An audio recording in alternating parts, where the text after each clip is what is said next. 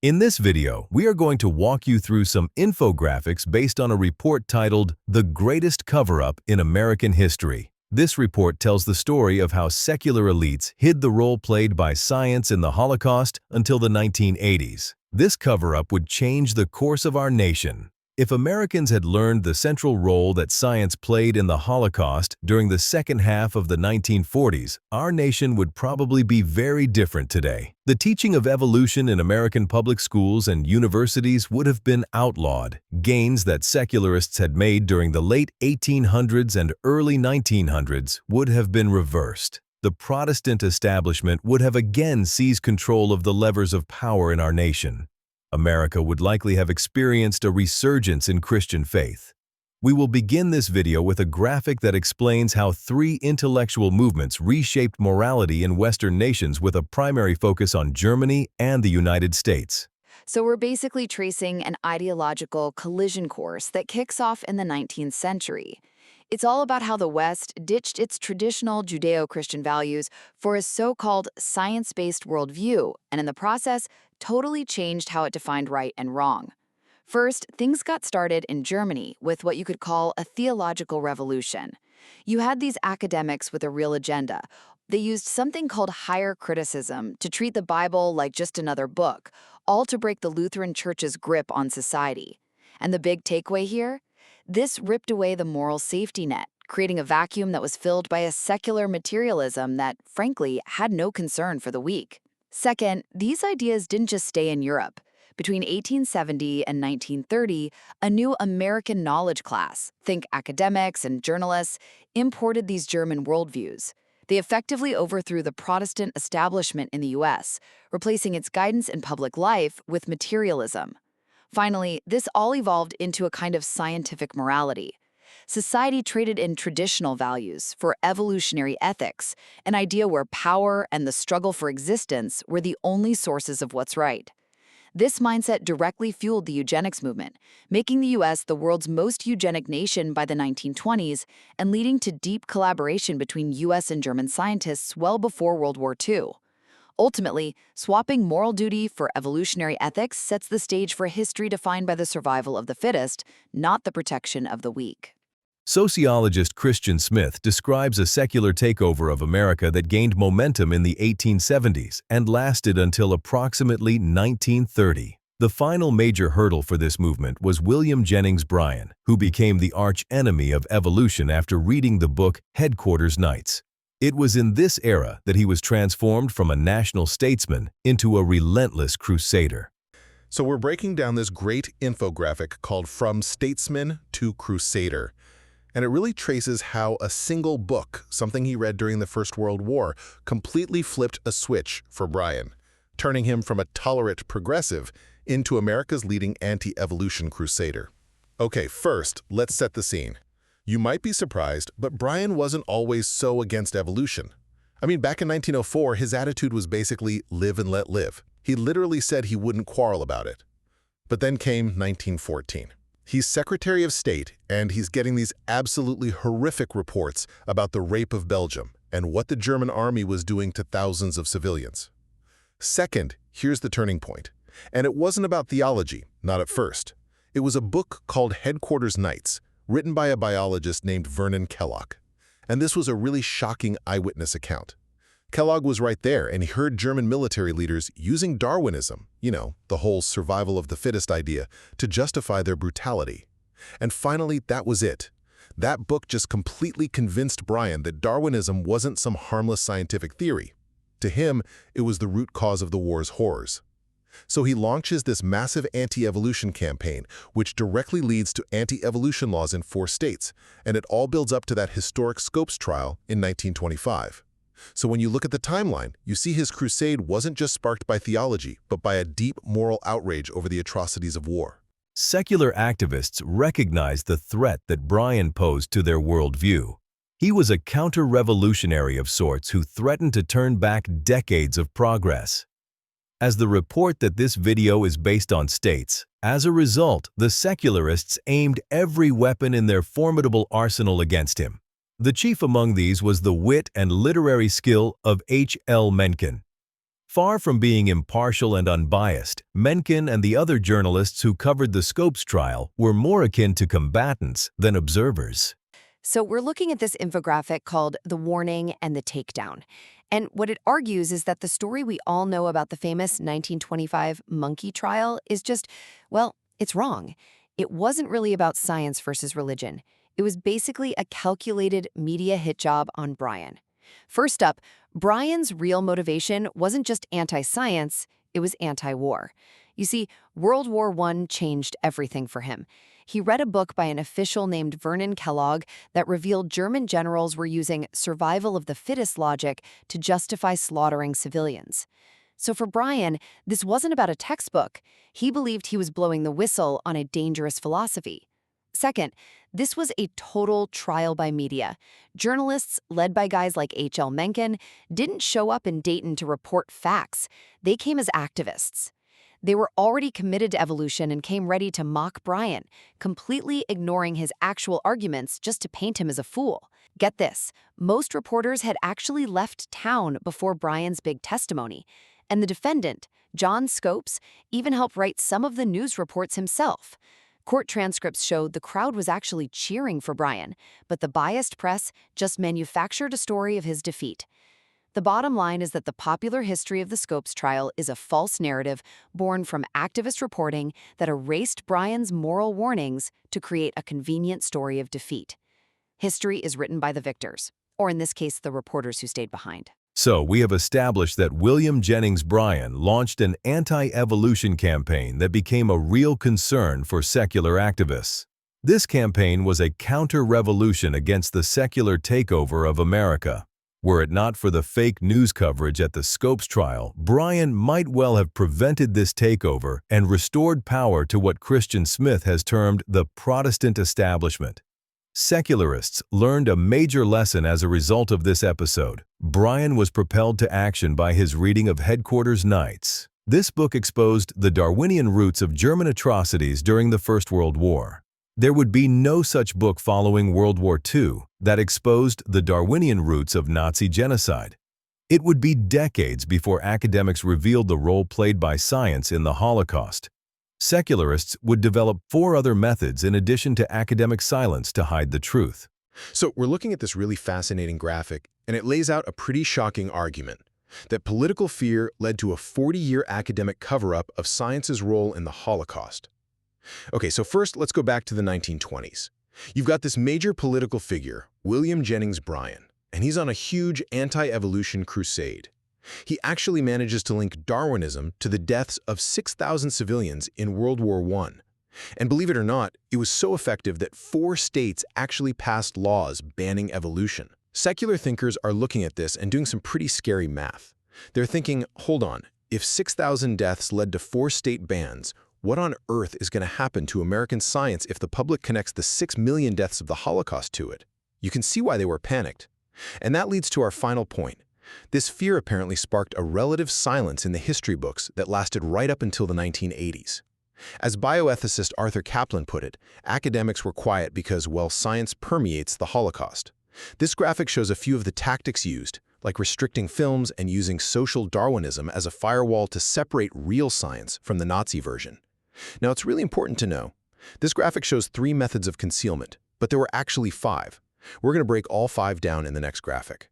It's just a stark reminder that the fear of political backlash didn't just quiet a conversation, it may have erased a piece of history for decades. We're looking at a pretty provocative infographic today. It claims that activists deliberately hid the role of science in the Holocaust, just to protect the reputation of evolution. First up is academic silence. For decades, scholars just avoided publishing on this to scrub the record. Bioethicist Arthur Caplan admits, science permeates the Holocaust. And for those who see medicine and science as bound by a higher moral code, that is a very difficult fact to accept. Second, there's the firewall of social Darwinism. This term was revived to act as a barrier, separating the bad Nazis from good science. As historian Thomas C. Leonard notes, quote, "The term social Darwinism gained meaningful currency only with the book that declared the concept long dead." The third method, carefully structuring the war crimes trials, brought this silence right into the courtroom. Prosecutors ignored the scientific roots that predated Hitler. Historian Michael R. Morris writes, quote, "The prosecutors and the judges largely ignored the degree to which racist and eugenic thought had become well established, if not dominant, in medical thinking in Germany before the Nazi seizure of power." Fourth, marginalizing the memory of Nazi euthanasia. Treating disabled victims separately weakened the link to mainstream medicine. Historian Henry Friedlander realized, quote, "I began to see that euthanasia was not simply a prologue, but the first chapter of Nazi genocide." And finally, the fifth method, restricting access to propaganda films. Movies that explicitly used Darwinian logic were just hidden away. The Forbidden Films documentary reveals, quote, 70 years after the end of the Nazi regime, more than 40 Nazi propaganda films remain under lock and key. So these methods effectively severed the link between scientific ideology and the Holocaust. When we curate history just to protect a reputation, we lose the ability to learn from the real root causes of tragedy. We will now examine the specific methods used to hide the truth. While some of these strategies overlap, they remain distinct in their execution. For instance, academic silence and the marginalization of Nazi euthanasia are deeply interwoven. Notably, the first comprehensive books on the subject were not published in English until the 1990s. Furthermore, the marginalization of the memory of the euthanasia program is linked to the banning of Nazi propaganda films. These films were suppressed because they frequently utilized Darwinian rhetoric to justify the systematic murder of those labeled by the regime as unfit. By analyzing these overlapping tactics, we can better understand how secularists hid the truth for decades. So, this infographic really unpacks a story about a calculated decision. For decades, academics chose to hide the link between science and the Holocaust. And this wasn't about ignorance, not at all. It was driven by pure fear. First, we have to go back to 1917. A writer named Vernon Kellogg published a bombshell book, Headquarters Nights. In it, he laid out how German military leaders were using Darwinism to justify their atrocities in World War I. Well, the fallout was huge. It inspired the politician William Jennings Bryan to launch a massive national campaign against teaching evolution. And it worked. He got it restricted in 4 states. Second, that whole episode taught the academic world a terrifying lesson. They learned the hard way that when you link science to something awful, you're basically just handing ammunition to movements that want to shut science down. So they were petrified of creating a new Brian or kicking off a brand new anti-evolution movement. Finally, this fear led to a deliberate cover-up. And get this, it lasted from the 1940s all the way into the 1980s. Bioethicist Arthur Caplan said it best, "Science permeates the Holocaust. It was impossible to miss." But academics just refused to publish on it. They stayed quiet, as one historian warned, so they wouldn't fuel the flames of anti-evolution sentiment. So for 40 years, a critical part of the Holocaust's history was suppressed, all to protect the future of science education. We now examine the second method deployed by secularists to hide the truth, the firewall of social Darwinism. So we're looking at an infographic today called The Firewall of Social Darwinism. And what it shows is pretty wild, how one single book from way back in 1944 might have actually saved evolutionary science from, well, getting canceled. First, you got to understand the huge threat Darwin's theory was facing.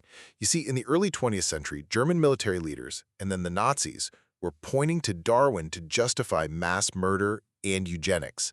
This was a massive problem. There was a real fear that Americans would just reject evolution completely because it was getting tied to these horrific war crimes. Second, a guy named Richard Hofstadter basically built a firewall. He published his book, Social Darwinism in American Thought, in 1944. And the timing here was crucial, right? This was just as the world was learning about the Holocaust. The whole point was to create a protective barrier, to shield the real science from all that political heat. Finally, the book pulled off this really clever move. It created a split between safe science and this new idea called social Darwinism. This new term, it became the perfect scapegoat. One historian, Thomas C. Leonard, even calls it an indictment. Another, Ron Numbers, said it just became a label for, quote, everything that could have been influenced by Darwin that they did not like. It neatly separated the ugly politics from the actual biology. So in the end, social Darwinism wasn't just some random term. It was a strategic shield put up to protect evolutionary theory from the stain of Nazi ideology. In this infographic, we witness the construction of the firewall of social Darwinism. This is the calculated architecture of historian Richard Hofstadter. In 1944, Hofstadter deployed the term social Darwinism, not just as a label, but as a literal barrier designed to insulate pure science from the shadow of the Holocaust. Look at the left side of the wall. Here, the bad science, the eugenics and the atrocities, is corralled and rebranded. By creating this scapegoat, Hofstadter engineered a false distinction. He cast the grim consequences of Darwinian application into the fire while sheltering safe Darwinism under the clinical blue dome of objective theory on the right.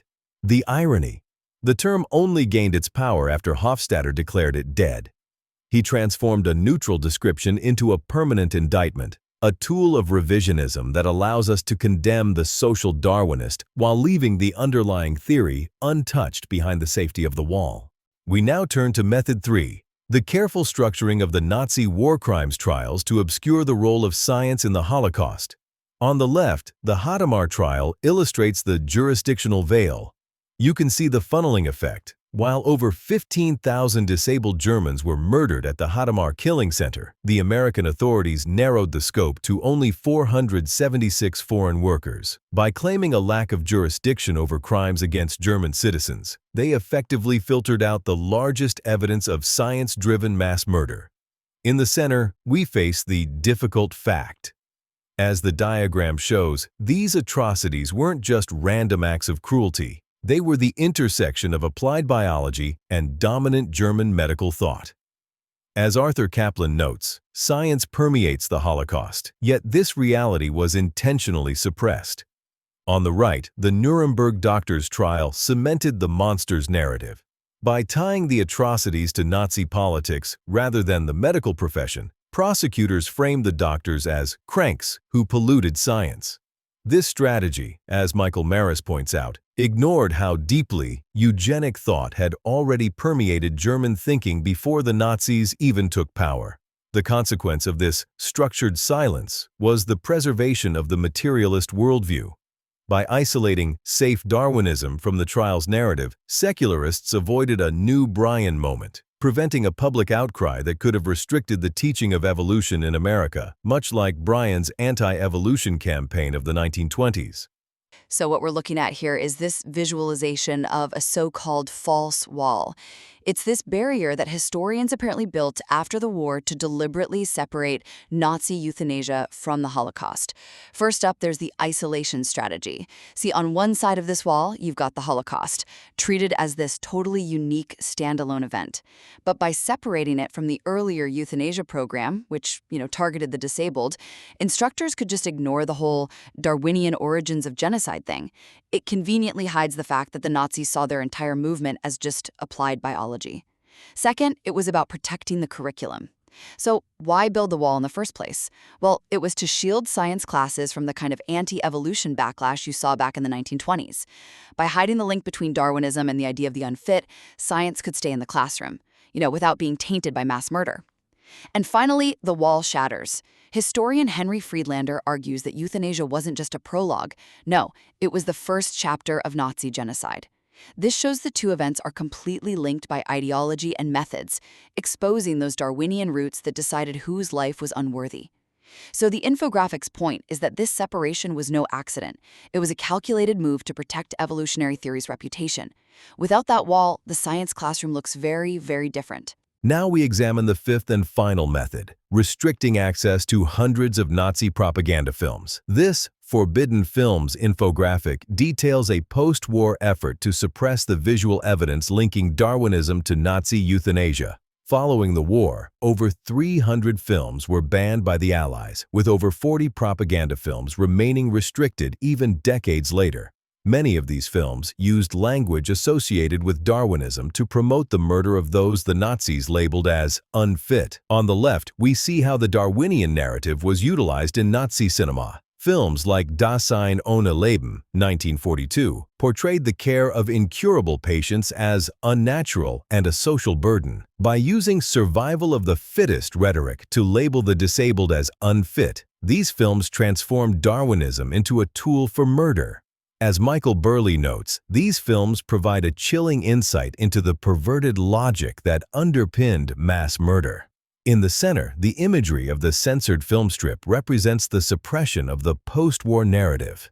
By restricting access to these films, secular elites were able to control information regarding Nazi motivations, uncoupling science from genocide and obscuring the direct link between evolutionary ethics and the approximately 200,000 total victims of the Nazi euthanasia program. On the right, we see the marginalization of memory. By isolating the Jewish Holocaust as the dominant memory and pushing the euthanasia program into a marginalized, censored box, historians successfully ignored the scientific roots of the atrocities. This final layer of the firewall ensured that the public remained unaware of how deeply evolutionary ideology had fueled the machinery of death. We will conclude this video with an examination of one final infographic that summarizes this cover-up. We are looking at a proposition that, well, it completely rewrites the standard history of the 20th century. It asks this really provocative, what if? What if the Holocaust and all these huge cultural shifts in America that followed aren't separate things? Exactly. What if they're actually one single continuous chain of events that has been deliberately hidden from us? It's a massive premise. It forces you to look at a timeline you think you know and see a pattern that, according to these sources, you were never supposed to see. We're working through materials from a report by Danny Denton called The Greatest Cover-Up in American History and a summary doc, The Cover-Up Overview. But our roadmap for today, the thing we're actually going to try and decode piece by piece, are these two incredibly dense infographics. They're labeled Chain of Secularization 1 and Chain of Secularization 2. The visuals are helpful here because the argument itself is so sprawling. It covers, centuries. And just to be completely clear up front, we are dealing with some very heavy topics. Nazi Germany, the Holocaust, the fight between religion and science. And modern bioethics, yeah. Our mission here is just to unpack the argument these sources are making. We're not endorsing the theory, but we are going to report on the connections these documents present. Because if they're right, the implications are staggering. The central thesis is that a secular revolution started in Germany, led directly to the Holocaust, and then American elites, academics, journalists, the people writing the history books, conspired to hide the role science played in it all. And the goal was what? To protect their worldview. To protect the reputation of secular materialism. Okay, so let's grab that first infographic, Chain of Secularization 1. If you look at the far left side, you see the roots. There's a stack of books, a heading, The Intellectual Shift. We're back in the late 18th century. This is where the source says the whole thing begins. The infographic points to the German higher criticism. Now, that sounds like a dry college course. Right. But the source describes it as an assault on the Bible. An assault. That's strong language. It is. The argument is that German academics in the late 1700s, they wanted to, the goal was to wrest control of the universities away from the Lutheran Church. Ah, okay, so it's a power struggle. A huge one. Back then, the church held the keys to education. If you wanted to control the culture, you had to control the classroom. So they brought in French Enlightenment ideas, rationalism, skepticism, to specifically destroy trust in the scriptures. So it wasn't just exploring new ideas, it was a coup. According to these documents, absolutely. A power struggle for the mind of the West. And once that ground was tilled, once that religious foundation was cracked, it leads right to the next icon on this chart. Darwinism. 1859, On the Origin of Species. We know the book, but this source points out something I had never heard before.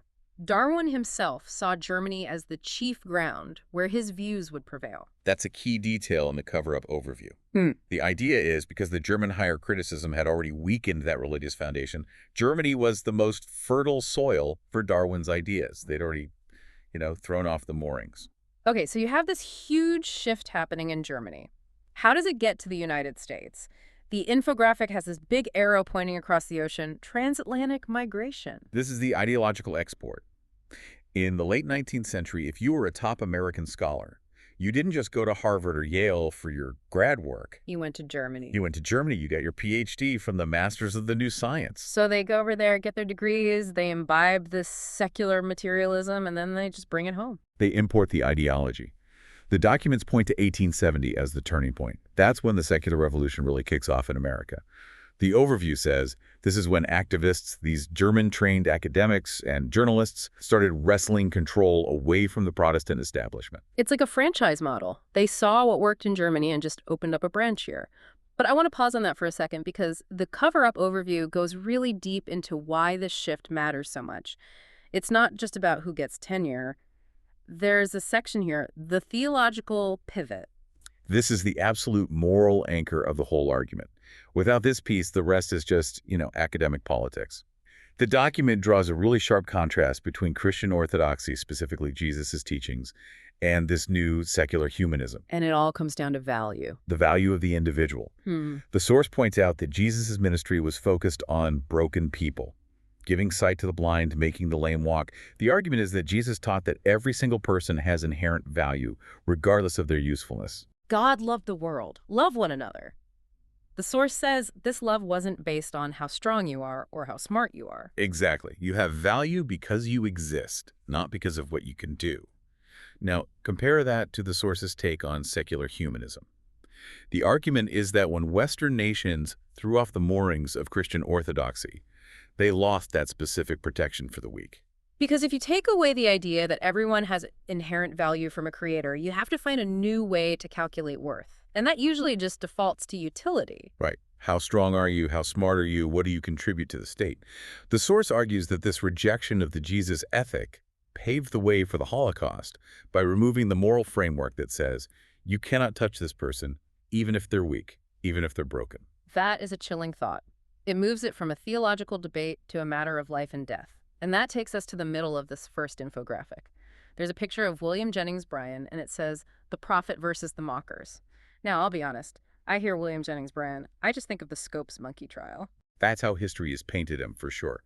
But this source calls this section Bryan's warning. And to get why he was warning people, you have to look at the World War I context from The Greatest Cover-Up. It all comes from a book called Headquarters Nights by a biologist, Vernon Kellogg. This part fascinated me.